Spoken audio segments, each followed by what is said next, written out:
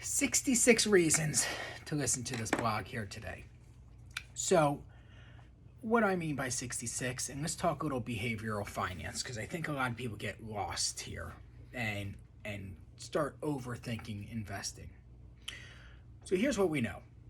The market this year has hit about 66, the US market, 66 all-time highs. That's all-time highs where the market closed higher than it's ever closed ever before. Now let me ask you this question. January 1st this year, you got your year-end bonus from 2020. I sat across the table from you and I said, hello, Mr. Client, what would you like to do with these funds? Would you like to invest in the market right now? A lot of people, because trust me, I speak to a lot of people every day about investing and finances and the investor behavior, but a lot of people, you know what they did? They would say, I don't know, Andrew, maybe we'll wait for a dip in the market. It seems silly to invest at an all-time high. And I get it.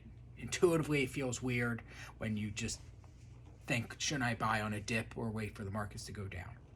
Now, let's go back to this individual. What, or you, for instance, what would you have done if faced in this situation?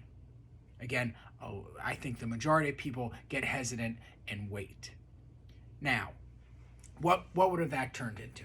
So you would have missed 66 all-time highs and around 15 to 20% appreciation in the markets. So your money that sat on the sidelines in cash, earning less than a percent, substantially less than a percent, would have grown 15, 20% over the year.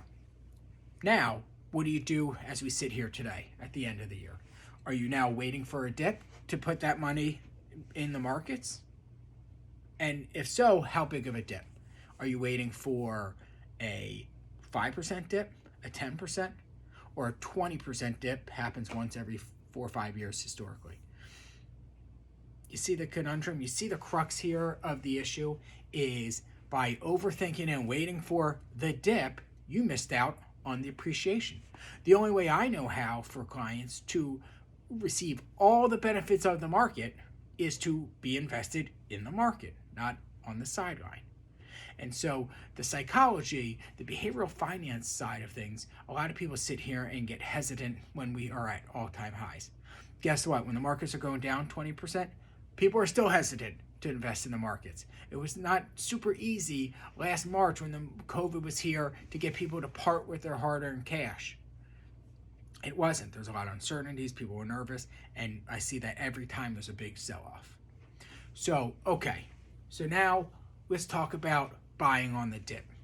So we've already established to buy on the dip, you have to have the dip go further down than the opportunity cost of what it's gone up over the time you've waited.